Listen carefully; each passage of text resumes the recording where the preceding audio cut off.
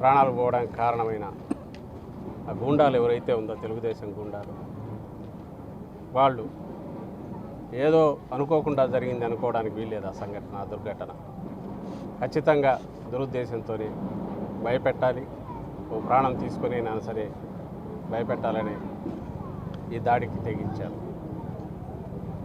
దీన్ని తీవ్రంగా పార్టీ ఖండిస్తుంది.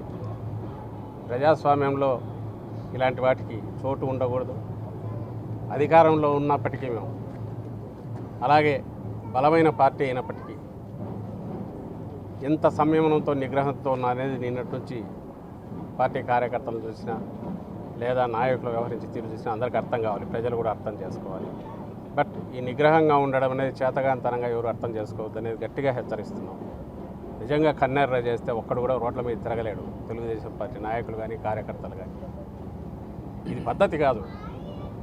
కేవలం థంపింగ్ మెజారిటీతో రాబోతున్నాము, వైఎస్ఆర్ కాంగ్రెస్ పార్టీ గెలవబోతోందనే భయంతో వాళ్ళు చేస్తున్న కుట్రలు, వాటికి మరింత ఊతం ఇచ్చే రకంగా వ్యవహరించకూడదని మేము సంయమనంతో ఉన్నాం. దీన్ని చేతగాంతరంగా భావించొద్దని హెచ్చరిస్తున్నాం.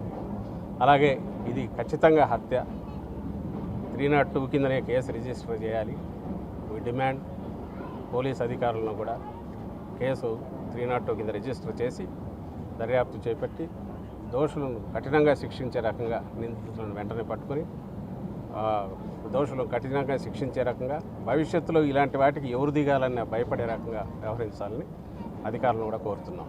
ఈ వీడియో కానీ మీకు నచ్చినట్లయితే లైక్, కామెంట్, షేర్ చేయండి. మరిన్ని అప్డేట్స్ కోసం సబ్స్క్రైబ్ చేయండి.